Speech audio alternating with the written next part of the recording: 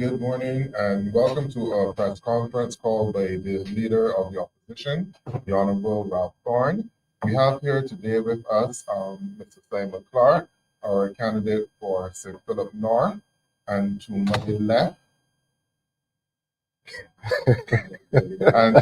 Omoy Julian Bourne, our candidate for Christchurch East, and I am Andre Worrell, the LP candidate for St. Michael Central. This morning, our press conference deals mainly with issues surrounding crime and violence and the escalation in this country. And I turn over now to our political leader, the Honorable Ralph Thorne. Thank you very much, President Andre, Senator. And let me say a special welcome to the media that have come this morning. Let me say a special good morning to all Barbadians in Barbados and in the diaspora. As Senator Worrell said, we are here to discuss the issue of crime in Barbados, crime that has reached proportions of crisis. And before we get into the discussion, let us express and extend condolences to all the relatives of those 25 persons who have perished, many of them in the street, many of them in circumstances of indignity. And let us restore to them in their death some dignity, the dignity of calling their names when we find out who they are. Because as I've said before, we are tending to regard them as statistics. We're saying 15 and 20. I think last night we were up to 25, but they're not statistics. They're human beings.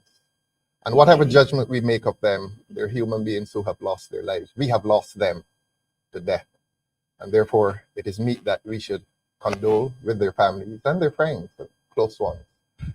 And let me add to the panel, Miss Dr. Dawn Marie Armstrong. Dr. Dawn Marie Armstrong is our spokesperson on sports.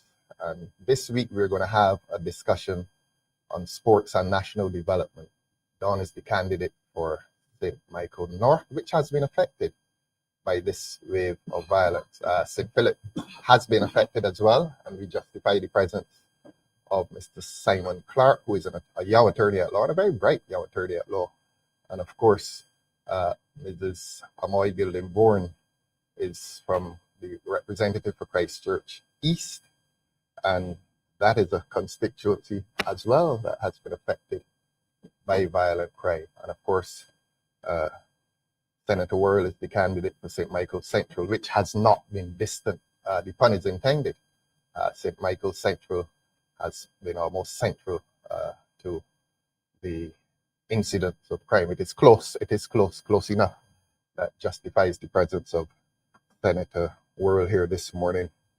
Let me say again that this is intended not only to address the crime of violence, but something of a response to the Prime Minister's statement last week. We see ourselves as the opposition. We are the opposition in this country. And when the people of this country hear from the Prime Minister on crime, they are also entitled to hear from the opposition on crime. And we are entitled to be that opposition voice on crime. So that's why we're here this morning. And I want to begin by reading Section 8 of the Police Act, Chapter 167 of the Laws of Barbados, because this country must be guided by law, this country must be guided by the Constitution, this country must be guided by the rule of law. And the rule of law would imply that no one is above the law, and that public officials must be held accountable so that they do not exceed their powers. And public officials would include the Prime Minister of this country.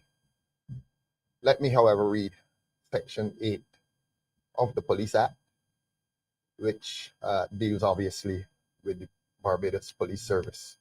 I quote Section 8. The Commissioner of Police shall have the command and superintendence of the force, and shall be responsible to the Governor General, now President of course, for the efficient administration and government of the force, and for the proper expenditure of all public monies appropriated for the service thereof. Let me go to the end and say that it is government's responsibility, the executive and the parliament, which ratifies the policies of the executive, the cabinet. And I think, if my memory serves me correctly, the government voted about $164 million for the police service for this coming year.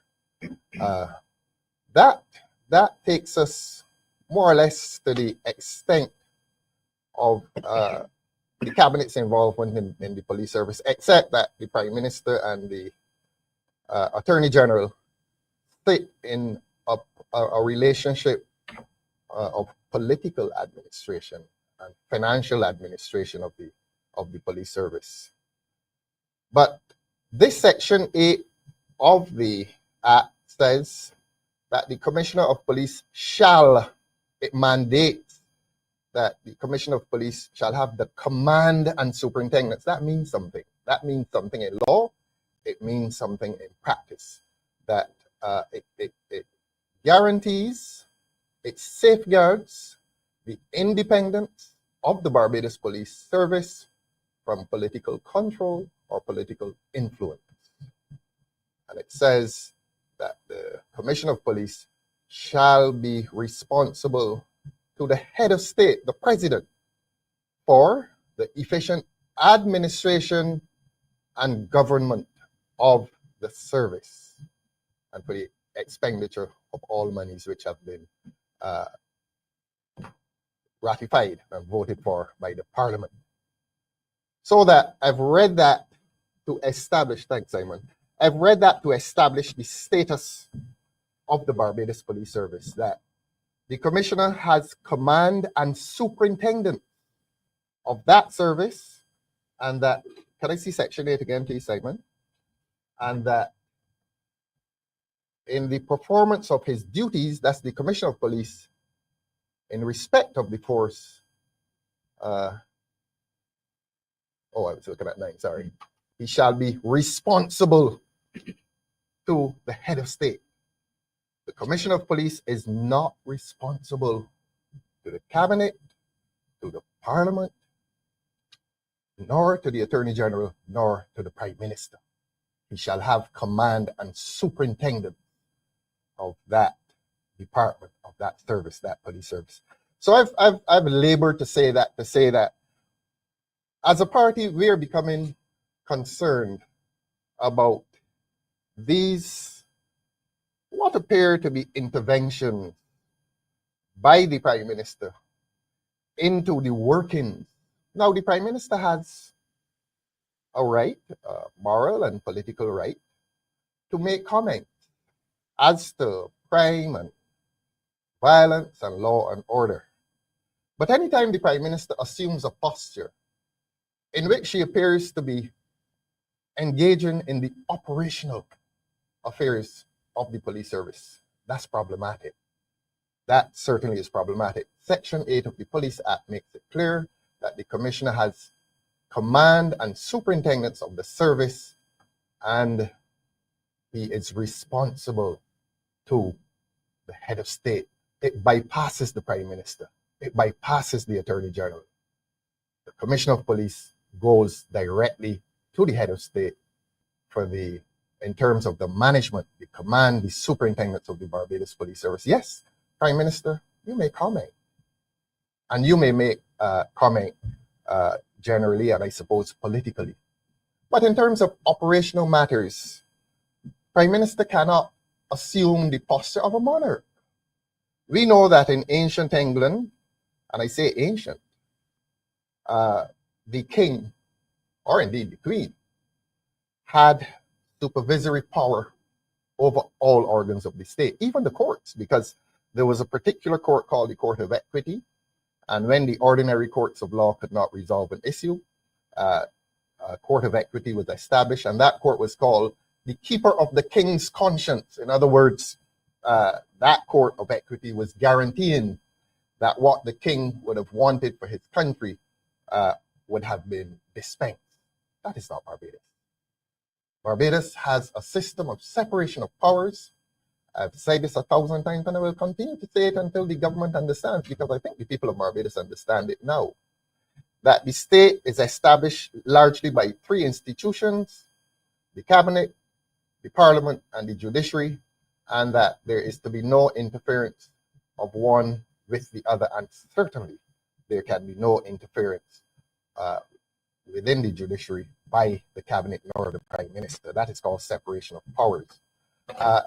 So that the prime minister is the head of the cabinet, the speaker of the house is the head of that house, and the president, of course, is the head of that senate, and the prime minister does not sit in any supervisory or superior position to any other branch of the state, only the cabinet.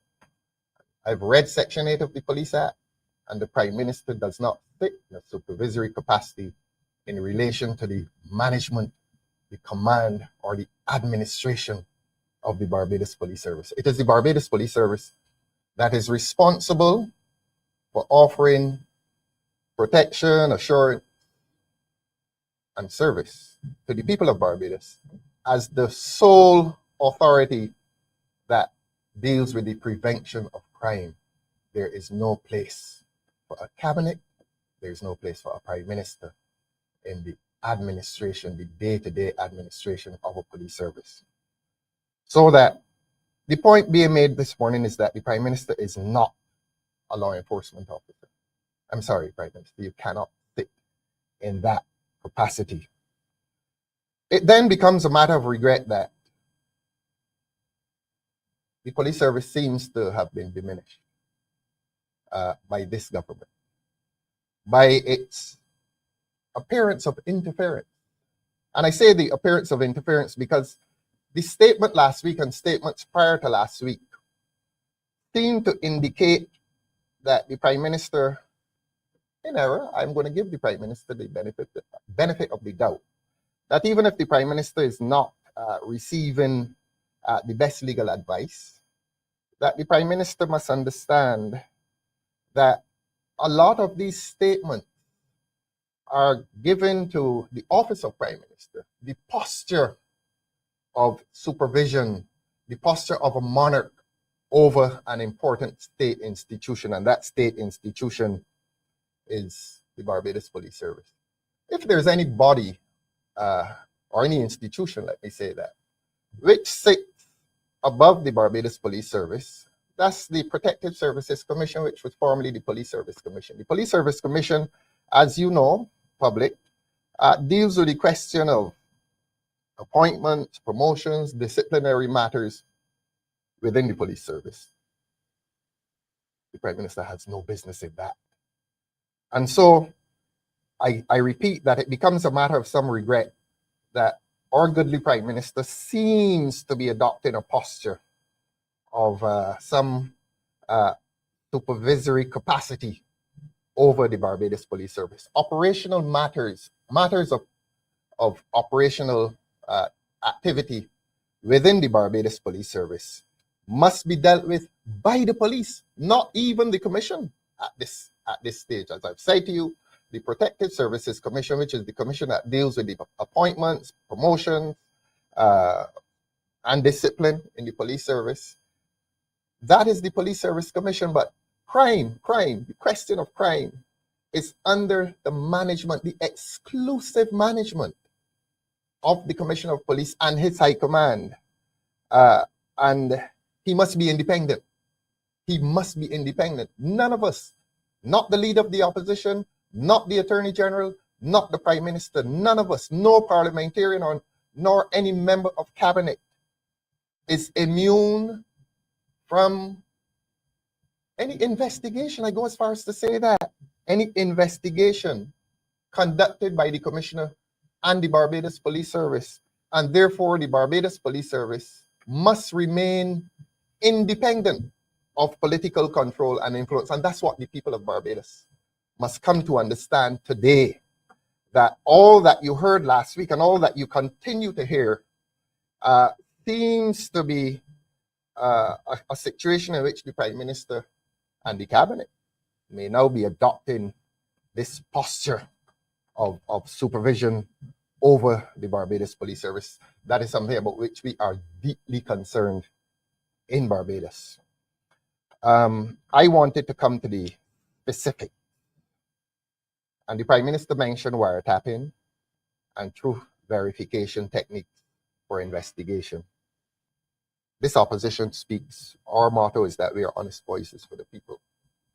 And we owe it to the people of Barbados to speak honestly. And we're not here to engage alarmist political statements for the value of their emotive content.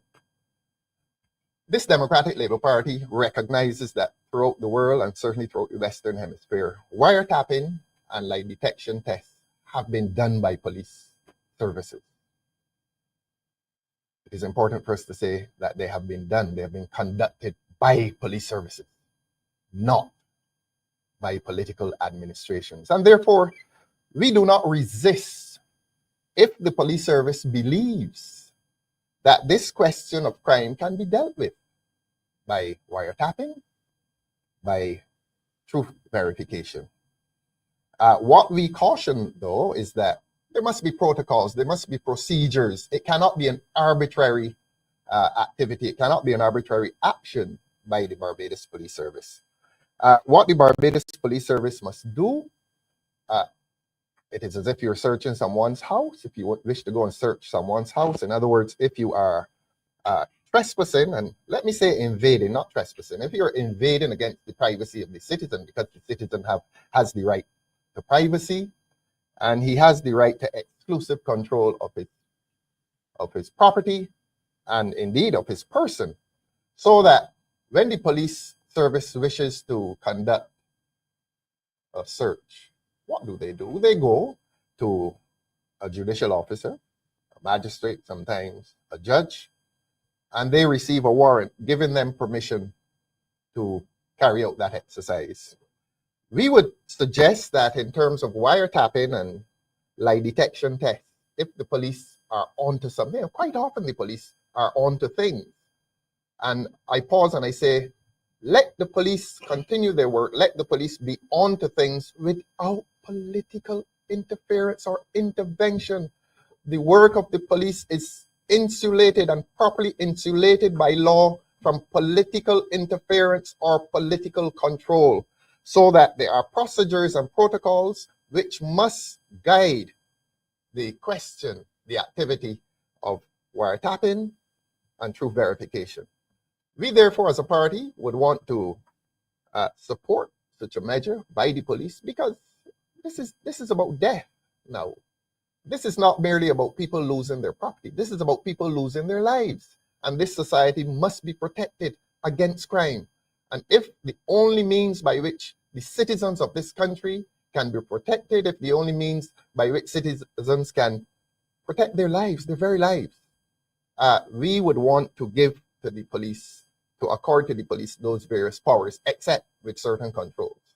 That if there's to be wiretapping and truth verification, there must be a paper trail in which they prove that they have a warrant to conduct such activity, and no citizen will stand above that exercise. Everyone, from the highest public official back down to the vagrant in the street, will be subject to the same protocols and procedures.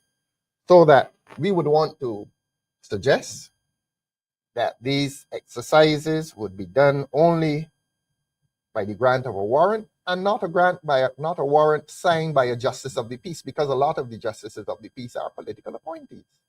And we would want to take it as well beyond the magistrates, and we would want to take it into the High Court judiciary, so that wiretapping, which is such a serious intervention, and I'm not using the word invasion now, intervention in the private lives of persons, must be guaranteed by procedures and protocols, so that you must go before a judge, and that is to say the Commissioner of Police and or his agent, I suppose through the Director of Public Prosecutions, takes this matter extremely seriously and goes before a judge to receive that warrant to intervene into telephone calls and to intervene into the right to speech, because the question of truth verification, like detection tests, involves the right to freedom of speech, and freedom of speech involves the right not to speak. So that whatever measure there is proposed by the police service, should the citizen must not sacrifice his rights, but the citizen must be protected by these various protocols and procedures. So that is this party's position on the issue of wiretapping, and let us not be afraid. Let us not, the honest people of Barbados, be afraid of any measure that seeks to avert the daily loss of life in this country. It cannot be tolerated. We cannot sit as citizens in this country and wake up every morning and be counting, 25. And who knows when we're going to count 26. I would love it if we did not count 26. But there's obviously a breakdown in this country, and this opposition Democratic Labour Party will act as a responsible and honest voice towards the aversion, the prevention of this crisis. We are here, Senator, because this is a crisis in this country, and it is a crisis. We are adults, we are educated people, we sit in positions. The public has put us into this position of responsibility. The public has put the Barbados Labour Party government into office of high responsibility, and it becomes a matter of regret when we must believe, as a Democratic Labour Party, and the people of this country must now believe as citizens, that the Barbados Labour Party is breaching its responsibility, its public responsibility, to ensure that the police service is put in a position in which it can properly manage and control violent crime in Barbados. I say that it seems as if the government, I said this a few months ago, that the government has lost the Barbados Police Service.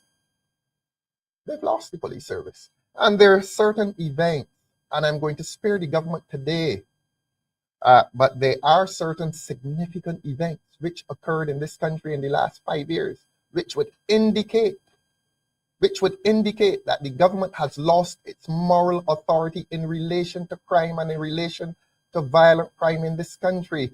And we want to say today that it can only be retrieved if this government ceases to be the government. But while this government continues to be the government, we will highlight these issues. We will speak to the government with honesty, with integrity, and with that enabling virtue called courage. We must never be afraid to confront the government, to speak to the government honestly, and to say to the government that we believe that you as government has breached your responsibility to the public.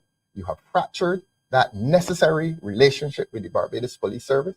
You have now assumed a posture of supervision over the Barbados Police Service, and that must be reversed. If it cannot be reversed by a government's voluntary action of reversal against the path that is on, there comes a time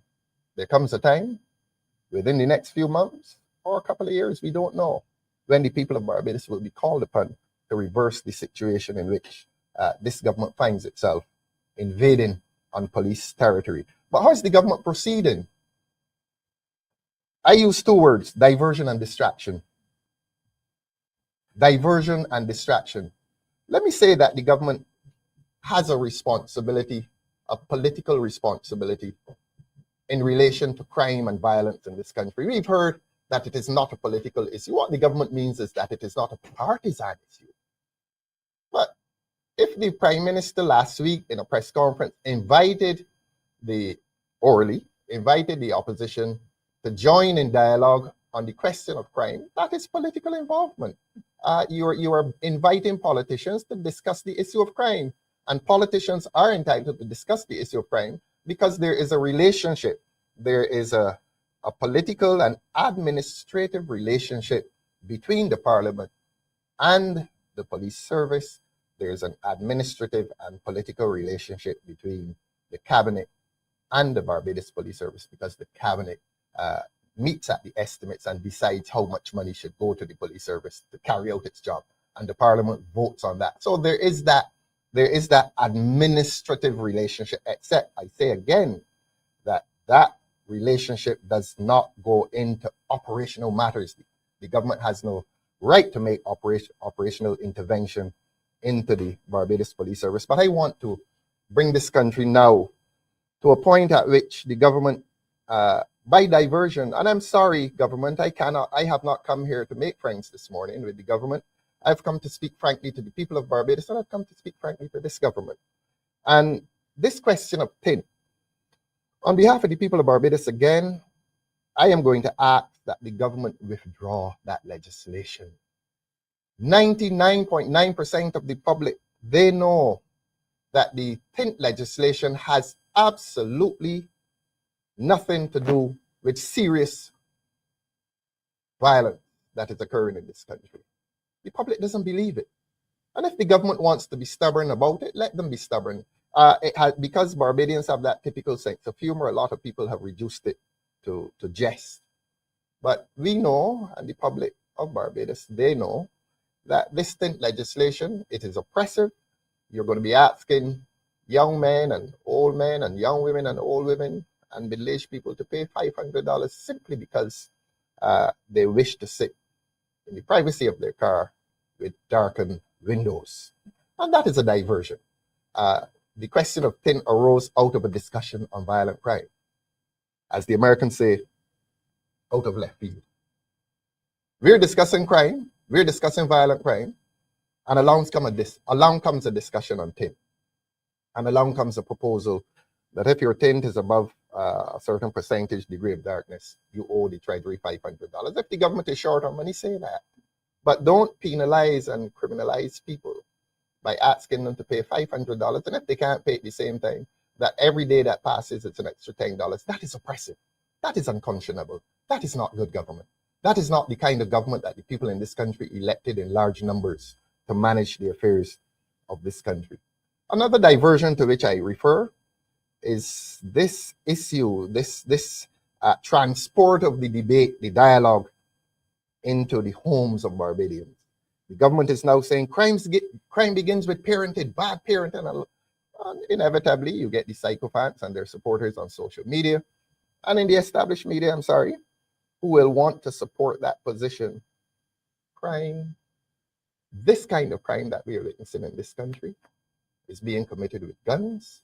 None of those guns is manufactured in anybody's house. None of those guns have been brought into this country lawfully. These are illegal weapons which have originated in foreign countries, which are extremely expensive, and which have found their way into the homes of the said parents. But of course, you take up those same people, what's it, National Heroes Day, load them onto buses, take them down to the East Coast, have them revel under the entertainment provided by various artists, very talented people.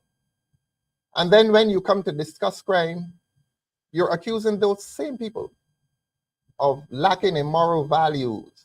You're accusing those same people of having bad parents or being bad parents. Those same people, because we in this country know who the government is referring to when it talks about bad parenting. There was a statement used last week which still left me very, very disturbed. It talked about crime being located among people without social grounding. And I am still searching my sociological vocabulary for the meaning of social grounding, a lack of social grounding. What is meant by that? Who are these people in Barbados who lack social grounding? You see the prejudices? You see the prejudice that is being brought to a public debate on crime, that when you wish to accuse people of crime, when you're trying to locate the origins of crime, those same people that you load onto those buses and take them down to the East Coast, are you accusing them of having no social grounding? What is that social grounding? Whatever it is, we don't know. I know where the people in this room came from, and I know what is their social grounding. And I know that the overwhelming majority of Barbadians had good and decent upbringing, and that when there has been deviation from good norms and values, those deviations have been made by people of all social class backgrounds. And therefore, I would want to ask the government to withdraw from that language of prejudice that in which you're seeking to locate crime among people without social grounding. There was another utterance, I don't think it deserves the comment of this forum this morning, something about ancestral causes. We would leave that for the gibberish that it is, that the crime is now being committed. A man shoots a man at 3 o'clock in the morning, and that has something to do with ancestral causes. And so the discussion has been diversionary, it has been distracting of the public, and it has now become ridiculous. The people of this country want this government to confront the issue of crime and to seriously confront the issue of crime. Let me move quickly and come to the opposition demands, the demands that this party will now make on this government. I have, in a previous press conference and in the House, when the debate came up, I made reference to the Bail Act, and I'm going to say it again, that the government brought a new Bail Act to replace the old Bail Act, intending that persons, that recidivists, men who had been in prison for murder, should not come out and commit a second murder. Has that changed, government? You brought a new Bail Act. Has that changed? Or is the old order of criminality and recidivism not continuing today? Let the government answer that. So this opposition today is demanding that new criminal justice legislation must be brought to this country. I have before mentioned 4 broad strategies to deal with crime. I have spoken of the military, I have spoken of the legislative, I have spoken of the socioeconomic, and I've spoken of the cultural. Certainly in terms of the military strategies, I began by saying, let the police do police work. Military and paramilitary strategies for the prevention of crime belong to the police, and to a lesser extent, if the police and the political administration should so determine, could be shared with the Barbados Defense Force. But paramilitary strategies for the prevention of crime is a police matter, and it is not the business of the government. In other words, the Commissioner of Police meets with his high command, and if he so determines, he will meet with the BDF if they deem it appropriate. And then, of course, there's the National Security Council. But the National Security Council, again, does not involve itself in day-to-day police matters. That is the province of the Commissioner of Police. Let this Commissioner of Police take this Commissioner of Police off short time and lay off. The Commissioner of Police is not, I am sorry, appearing to be functioning with the power and authority that he ought to have. I spoke of diversion and distraction. It's a matter of some national regret that I think about 2 weekends ago, the police were given the opportunity to distress. And there you had 2 ministers on Broad Street in the middle of a crime wave. We're talking here about public responsibility, and we're talking about sensitivity. We're talking about sensitivity to a national issue, a national crisis in which crime is taking the lives of young people just about every week, and sometimes every 3 or 4 days. And you have an attorney general and a minister responsible for welfare reveling along the public highways of Barbados, taking selfies with each other. That's not serious. That's not responsible. Look, we have been focusing a lot on the issue of service above celebrity. Political office is not an exercise in celebrity. It is not a popularity contest. Yes, we know that you want people to like you, but not at the expense of standards, not at the expense of a public image in which you should really project yourself as somebody seriously interested in the job that you do. Again, diversion, distraction, spectacle, the engagement in spectacle. The young people of this country are now being told that your life's ultimate objective is that of spectacle, revelry, entertainment, dance.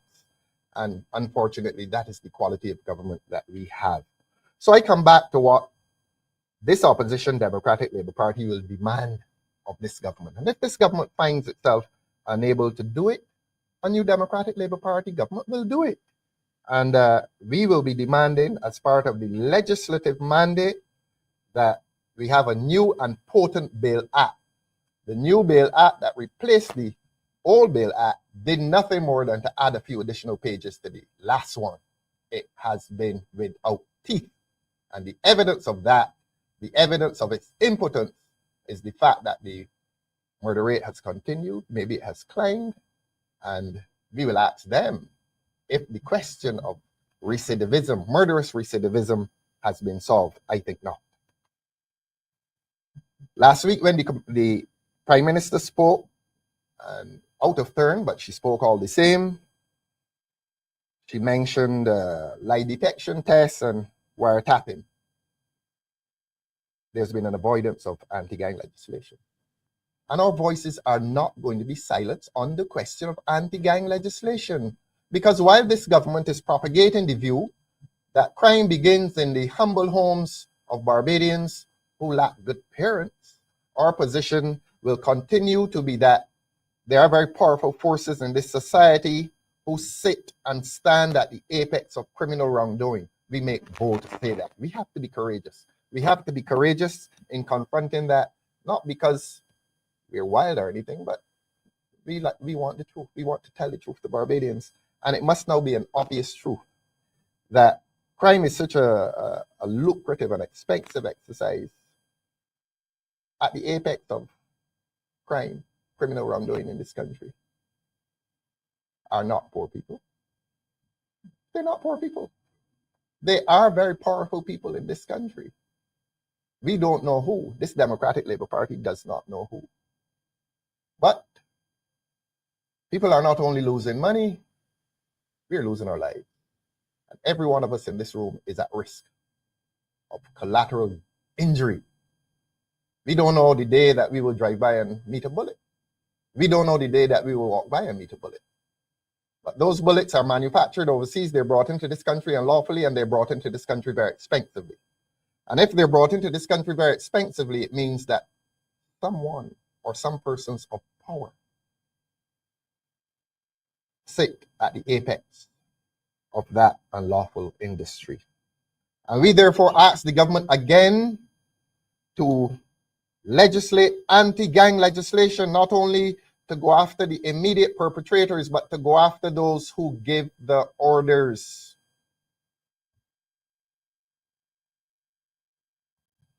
Enough on that. Again, we ask the government, why are you so silent on the question of anti-gang legislation? We have an idea why. But the people of Barbados want the government to answer that.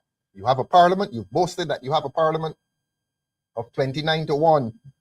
Well, let the lone voice ask for justice. Let the lone voice ask a parliament to bring anti-gang legislation to this parliament so that those persons who are hiding in the shadows of criminal wrongdoing will be brought to light.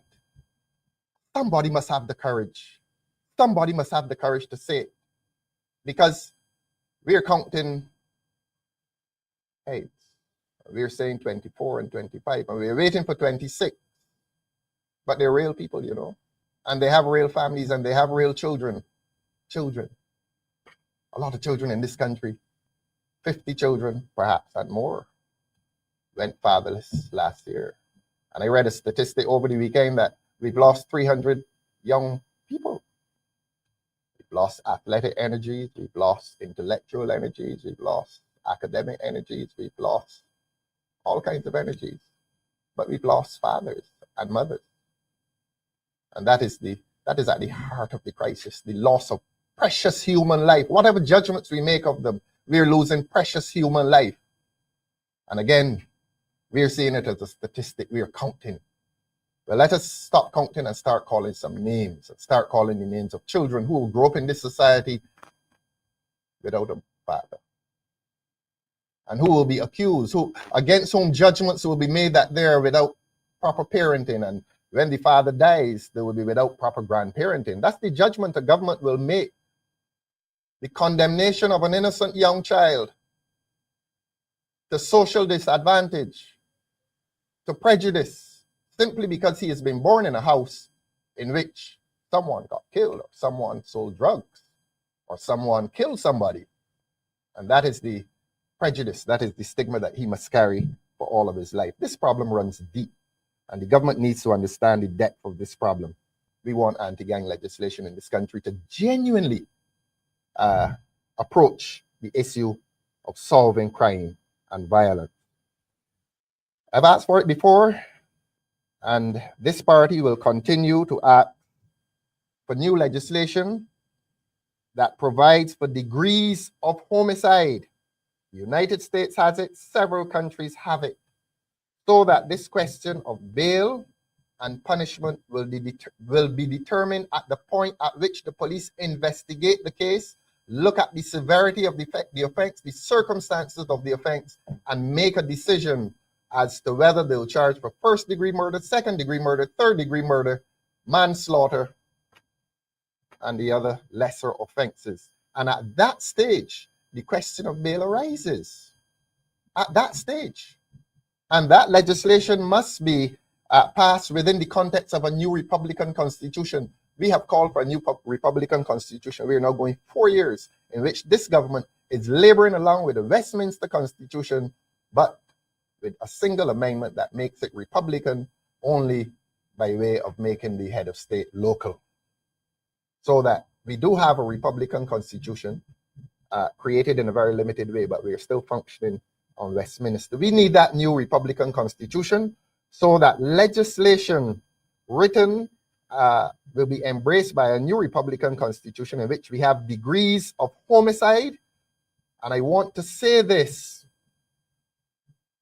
as in the United States and other Western countries, this country must be asked how it feels about capital punishment by referendum. The people of Barbados must prepare themselves for a referendum on capital punishment and vote as to how they feel about capital punishment. And if the people of this country decide that they wish capital punishment, I know their objections. I know that, and we must respect those who object to capital punishment. And they're entitled to object to capital punishment. But the people of this country, on that critical issue on the right to life, must be asked how they feel about capital punishment. And if the people of this country believe that they want capital punishment as a deterrent against this rampant murderous activity, it can be written within a constitution, and it can be written within an act of parliament which allows, thank you very much. Thank you very much. They can be allowed to be a part of the process of government in which they influence the new legislation that will give the people of this country capital punishment within the law, certainly within an act of parliament, certainly within the Constitution. But this country has labored along for the past 4 years, and this government has done nothing in relation to new criminal justice legislation. And therefore, those who commit murder are not only going to prison and coming out on bail, but they are going to prison, coming out on bail, and doing it again in a country that has now become lawless. And the government has a political role. The government controls the cabinet. The government, by overwhelming numbers, controls the parliament, 29-1, 28-1, if you exclude the speaker. And the government is doing nothing about it. Absolutely nothing about it. So that I will close by saying that this government has breached its responsibility to the people of this country in terms of its reluctance to pass law that will genuinely defend and represent the rights and the interests and the entitlements of the citizen. And the average citizen in this country is at the mercy of the violence that is going on. Every one of us is at the mercy of gangsters. I use that word, gangsters, in Barbados. They're not in the majority of this population, but they have been empowered. They have been empowered, and the government sits reluctant to curb the powers that criminals now have. This government has lost its way. It has lost the support of the Barbados Police Service. I suspect it would have lost the support of the people of this country. And I will close by saying that the government needs to answer a question. I spoke about the influx of guns into this country. I want to ask the government about this scanner that they spoke about at the port. I'm going to do this by way of question. Has the scanner at the port intercepted any contraband since it has been operational there? That's the question I'm asking. Has the scanner at the port intercepted any contraband since it has been there? That is a question for the government to answer. I will close with that question. And media, thanks so very much for coming. And if you do wish to, you can ask me or the members of the panel some questions. Thank you very much. There's one question for me. Yes. As it relates to that invitation extended to the Democratic Party, would the party be taking up that invitation to discuss the issues of crime? Let me speak to you very honestly. On my way here, I popped into my office and I saw what I believe is a letter from the Prime Minister. So I'm not going to respond to the Prime Minister by way of media conference.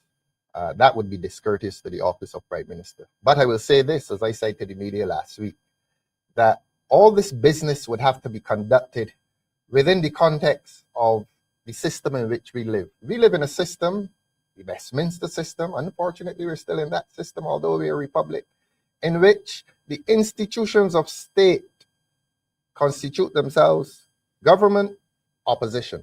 The opposition has a specific role to scrutinize the government.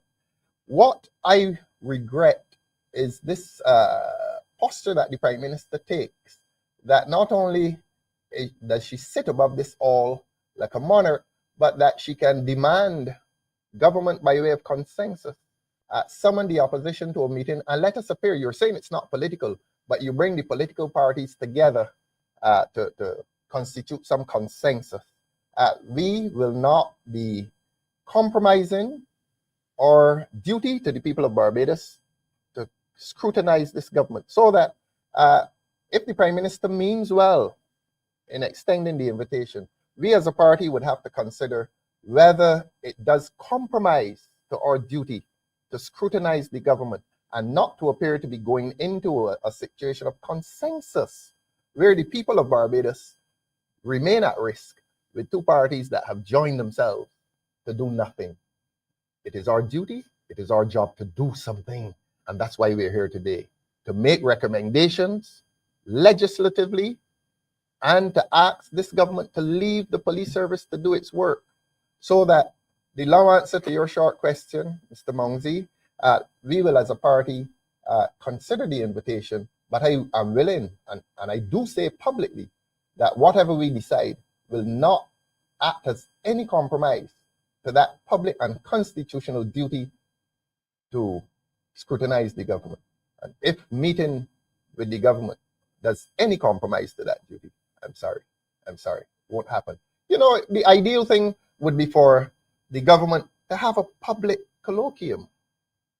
Let all the public political interests and all the political parties come together in a public place, because this is a matter of public interest. This is not a matter to be discussed behind closed doors. I don't wish to know what the Commissioner of Police is doing.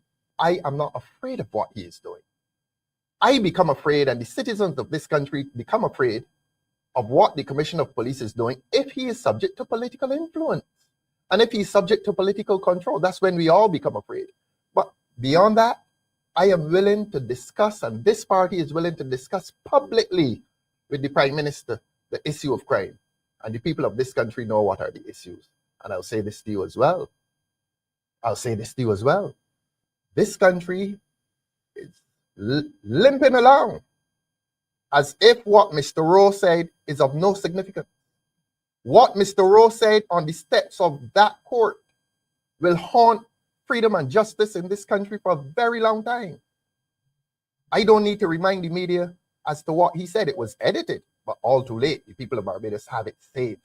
And what he said, that speaks dangerously as to what may well be going on in this country. Mr. Neil Rowe, in case nobody knows who I mean by Mr. Rowe. Mr. Rowe said something on the steps of Parliament, And I am not going to let this government forget it. And I'm not going to remind the media of what he said. But there'll be time for further discussion on that. Answer, we will meet as a party and we will determine what is in the interest not only of the party, but what is in the interest of this country. We are the official opposition. We're here to scrutinize the government. We're not here to make love with the government. Opposition leader, do you think the time has come for constitutional reform with regards to the separation of powers? Because you said the Commissioner of Police answers to the President. Indeed. As it should. But I know in most post-independent countries, there is either a Minister of National Security or perhaps the Police Service Commission would have some type of powers, but then the executive will have some oversight to assist the police efforts in getting, let's say, if they need vests or cameras, so there has to be some executive intervention. Yes. Do you think that the time has come to amend the Constitution that would allow the police commissioner to answer to perhaps a Minister of National Security rather than the President? Because I'm not too sure if the President perhaps should have that kind of responsibility to deal particularly with something that is local. Well, the present law mandates that he what's the term? Answerable. That's responsible. That he is responsible to the head of state, but it doesn't imply that the head of state involves herself in the day-to-day management. All that is saying is that he is the man who is independently responsible for crime and the prevention of crime. As to your other question, yes, there needs to be constitutional reform, and not only constitutional reform, but this country needs a brand new constitution, which will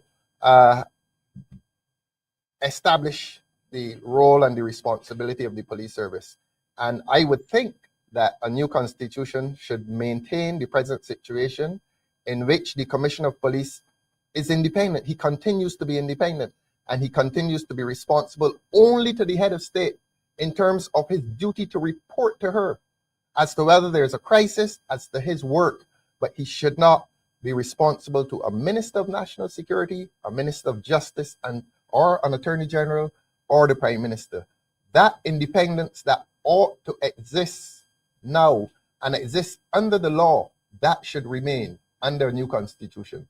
And I say to you, no, he must not. The Commissioner of Police must never report to a minister, must never report to a member of the executive, because when that happens, there's a report made and there's an advice given in the other direction. And that advice becomes political.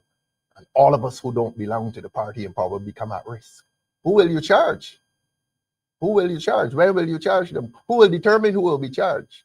I would love to say something else, but I'm not going to say it. But this country needs a new constitution, which defines the independence of the police service. The police service, like the office of the DPP, because there was a trespass on the premises of the office of the DPP recently, when the office of the DPP was asked to give justification to a constitutional decision that only he has. He was asked by the Prime Minister to explain that. Prime Minister had no business there either. So it is critical at this juncture, when crime is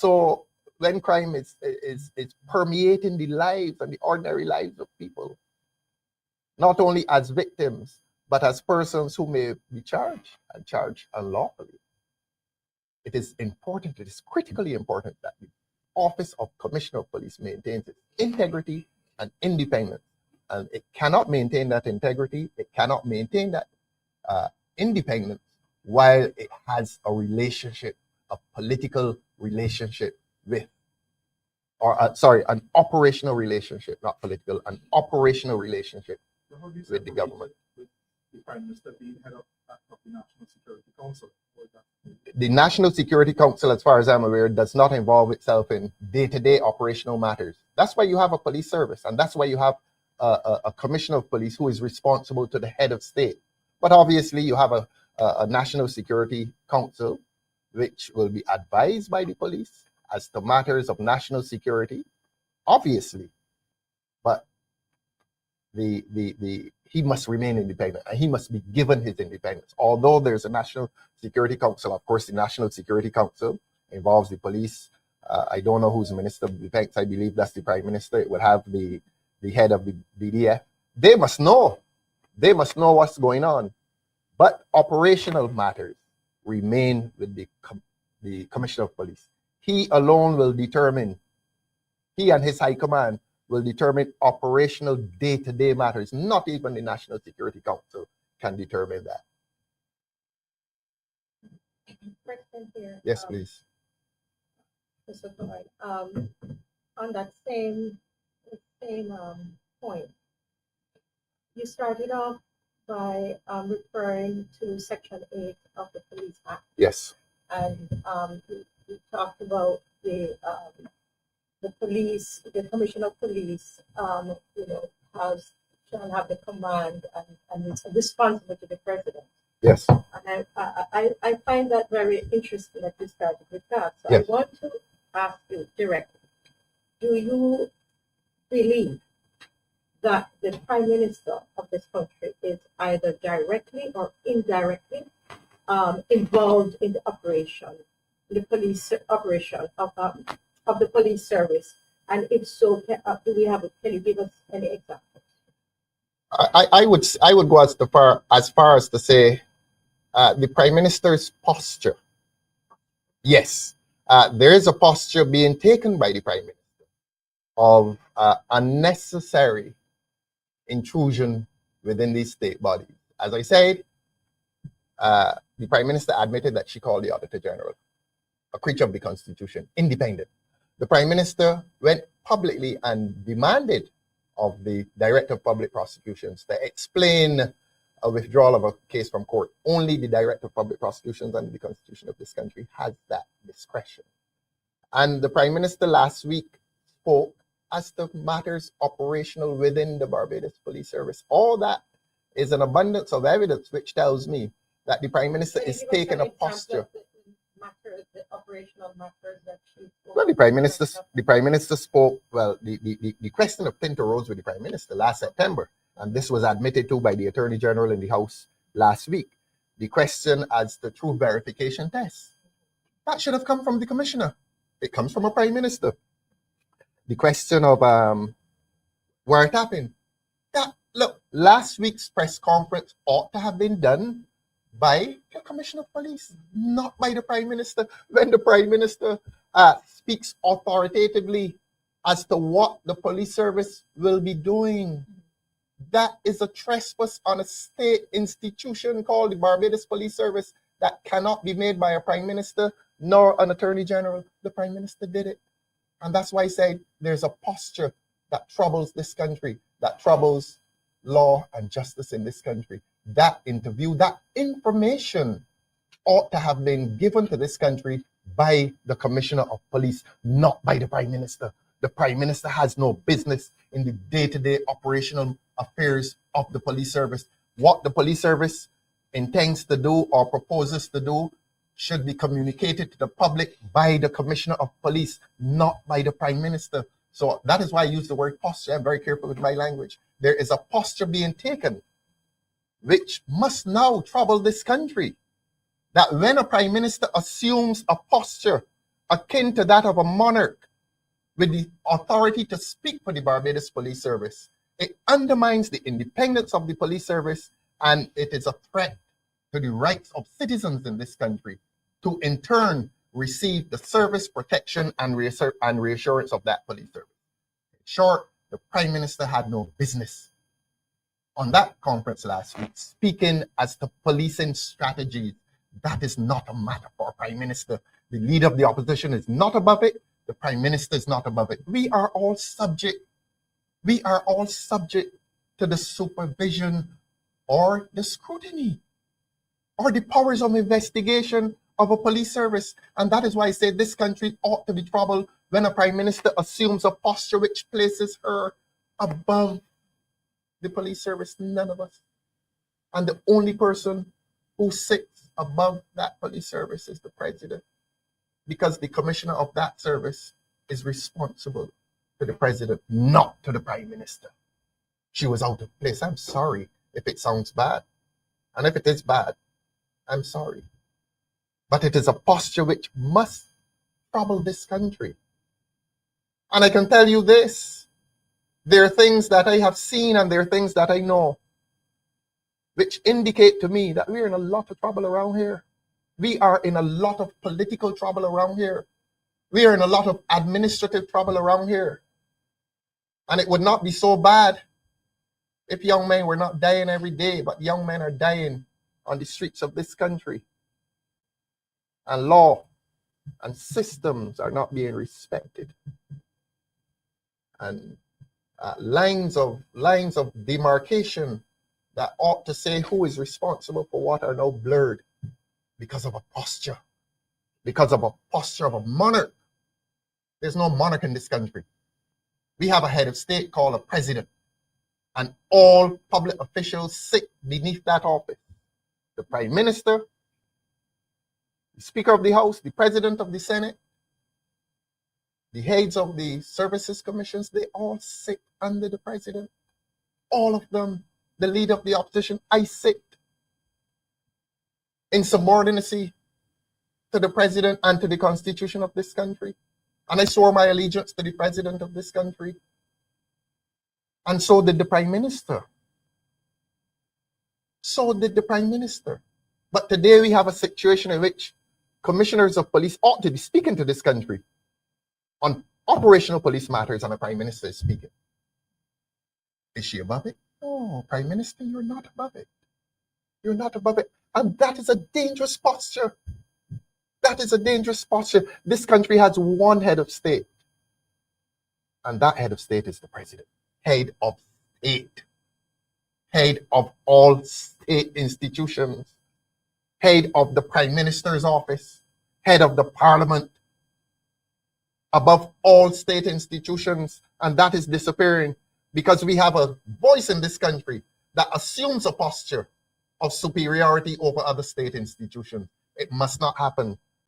There must be constitutional rule in this country. And this Democratic Labour Party appears must be the party that takes this country genuinely into Republican status, because this government has had 4 years to do it.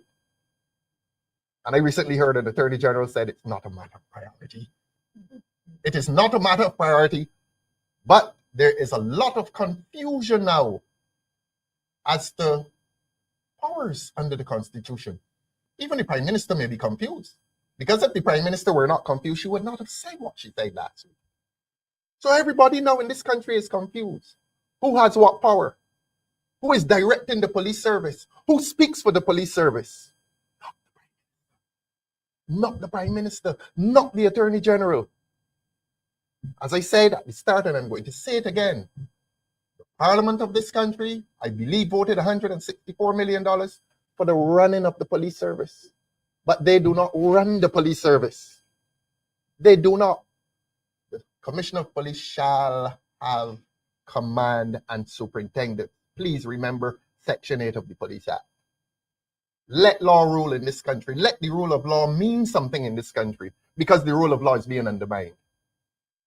It is being undermined, you know. But we are not dying. People out there dying. Because law is not functioning. Because the police service is being undermined. Because the customs department in this country is not functioning in the way it should. And I ask the question again. How much contraband has been intercepted by the new scanner? It's only a question. I'm willing to take a truthful answer. I am willing to take a truthful answer. Let the government give a truthful answer. Thank you very much. I have a question for Mr. Clark? Mr. Clark. Please. And the candidate for Senate. No. No, yes. I'm a Senate president. Yes. And I'm very concerned about the incidences of crime all of a sudden. I mean, we had a time where, we didn't have that many. It was like, ooh, that's great. But all of a sudden, I want to know, is this a concern to you as the candidate, potentially north, and do you have any immediate response to what is happening around us? I think you live in Central Livingston. Yes. I'm also a resident of St. Philip, just like you. It is a grave concern. I've been receiving a lot of calls. We know it being in the media. I had a shooting, I believe it was something last week in Merritt. We know of a nurse, beginning nurse, that was unfortunately stabbed while leaving work. Actually, I tried to reach out to the St. Philip District Hospital to see if it could be of any assistance. Security is a concern. We all know that the lighting is poor. We are asking for some lighting in St. Philip. We have seen there are a lot of cameras about the place too as well. I've not seen no public cameras in St. Philip. That is something that we are asking for too as well. We need to see some cameras. We know there are cameras in town. We know there are cameras all over. We are asking for cameras in St. Philip. Also to monitor. Up to this morning, I received a call about alleged robbery in a certain district in St. Philip that I will not name right now. So it is very, very, very concerning. I received a number of calls from even the police with respect to the violence in the area. We know that there are also violence even in the schools in St. Philip. Serious concerns, and not only secondary schools, but also primary schools. So there's a lot of issues that have to be dealt with. We hear the honorable leader today. We hear the leader of the opposition speaking. Quite frankly, there are concerns and we need to address them. So, Soon I'll be rolling out what I believe to be a policy to put in place to help to control the violence that we have in St. Philip North right now. So you'll hear from me very soon. I hope you will also join me since you're a regular at St. Philip. we're hoping to do, motivate, educating people, just how to secure their property, etc., and bring awareness as well to the law enforcement. Definitely. But I have.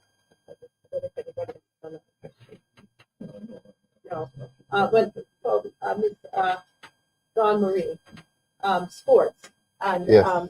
this is an important area, and I wanted to know.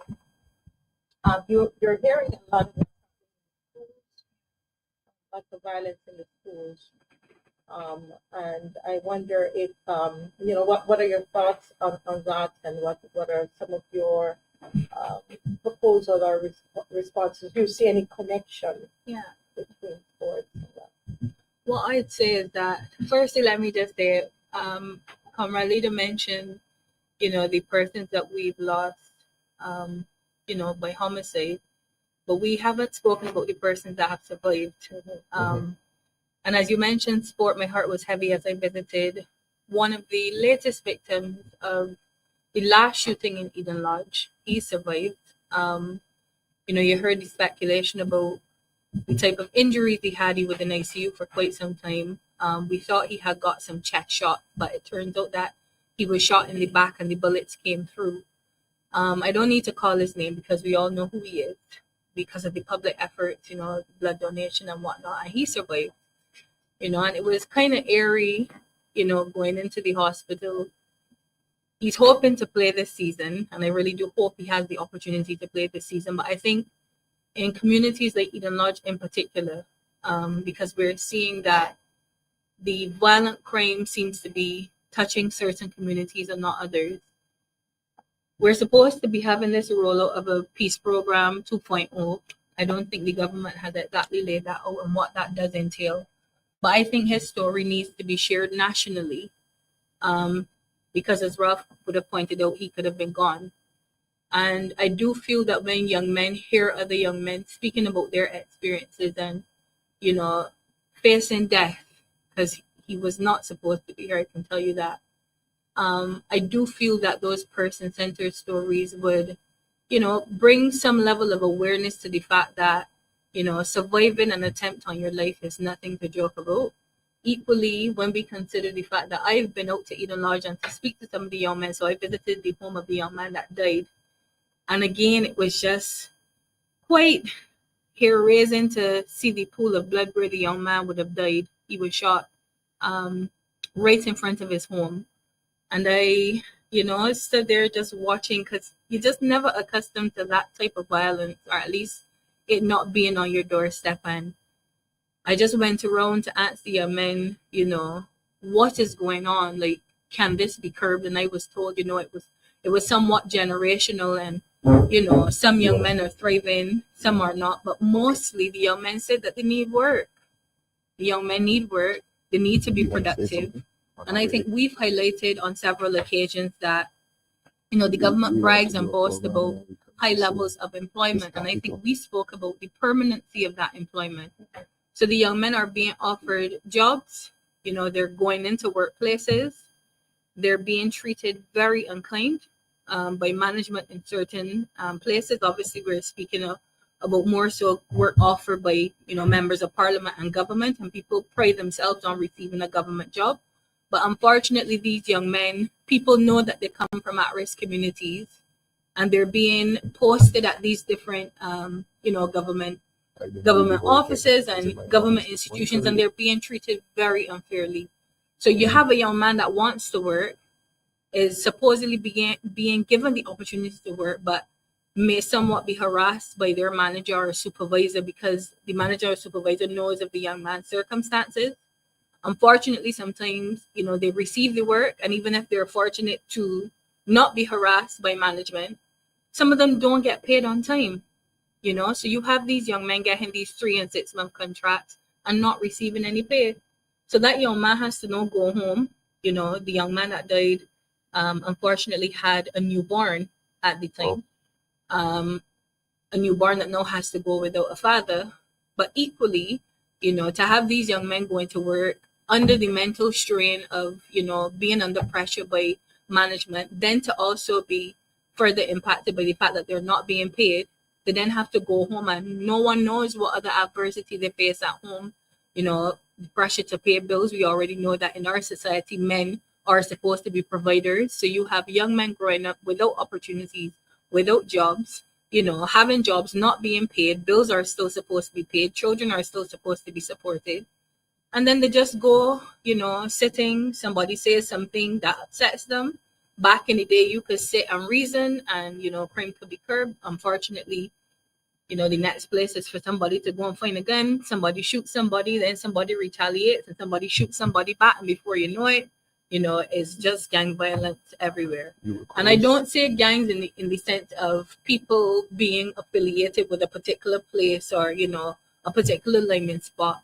But because people share a commonality in experience, and this is the hardship that sometimes binds these young men together.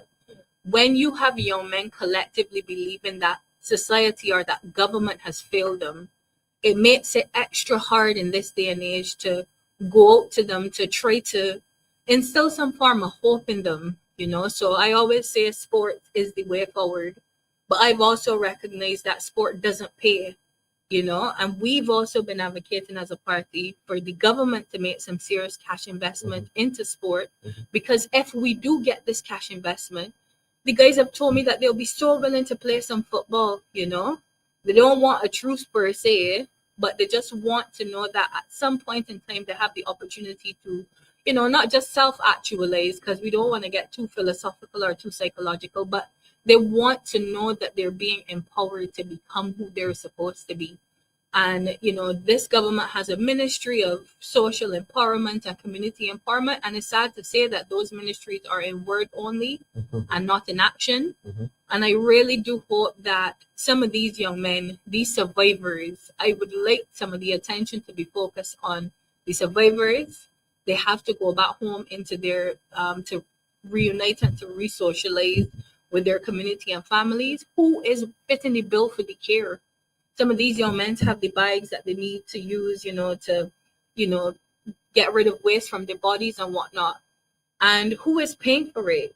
Who does the responsibility fall? Like if they need carers in the home, who is paying? Is the government supporting, these young men and their families with respect to the rehabilitation? I was greeted by some person again from the Ministry of Elderly Empowerment. They were doing this vulnerability check and wanting to know if persons over 65 were in the home, etc. why not do a vulnerability check for our young people right now in this country? You know, go to the homes and ask about the young people 18 to 25, ask about how they're doing, ask about their employment opportunities, ask about their well-being. Vulnerability doesn't just extend to the elderly in our population. There are other groups within the population that are at risk, and unfortunately, our young men are the most at risk right now. Look at who is dying, you know. And I don't think that this tokenism that this government utilizes to give this impression of caring. And it's funny because we just saw a photo being circulated, you know, Barbados is safer with the BLP. It is absolutely not. Barbados is the least safest that it has ever been under this Barbados Labour Party administration. And the sad thing is that it seems as if they're not understanding or connecting with the fact that it is the next generation that has to see what is happening in this country and determine whether or not, you know, Barbados is a place to even stay. And at this stage, it would be remiss of me to even come and continue to harp on about sport, because if government does nothing about it, we then have to wait to take the charge to make sure that sport becomes not just an institution to, you know, focus on performance and sporting excellence, I guess, but as a pillar of social and community development.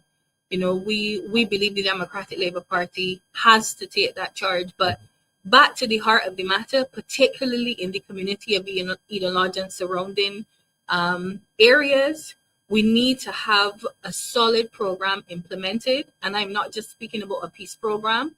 Visit the houses of those young men and find out what the issues are and begin to action those issues. Those young men, and I won't even say that they need help, because the truth is they're not helpless. They're able-bodied young men that have expressed the need for work, and I think the government owes them and other at-risk young men some sustainable work and some opportunities that would allow them to thrive and to be productive and to live a wholesome life. But yes, we need to focus a lot more on the survivors at this point in time. Thank you, Doc. Okay. The other one? Okay, Doc. I'm just going to ask if you have any further questions from the media. Right, well, I wish to thank you for joining us today for this press conference and recognizing that the Democratic Labour Party emphasizes with all Barbadians the pain, the hurt, and the fear that you're that is existing in the country as a result of the current situation. We see it and we feel it because we are among you and we recognize it. And as you've heard, the opposition leader would have outlined 4 critical measures in terms of dealing with the current situation. And we invite the government to come on board, allow the police to do their job and to implement these measures, because all Barbadians are worried and concerned about the current situation. Thank you for joining us and have a good day. Thank you, Andrew. Thanks for coming, media.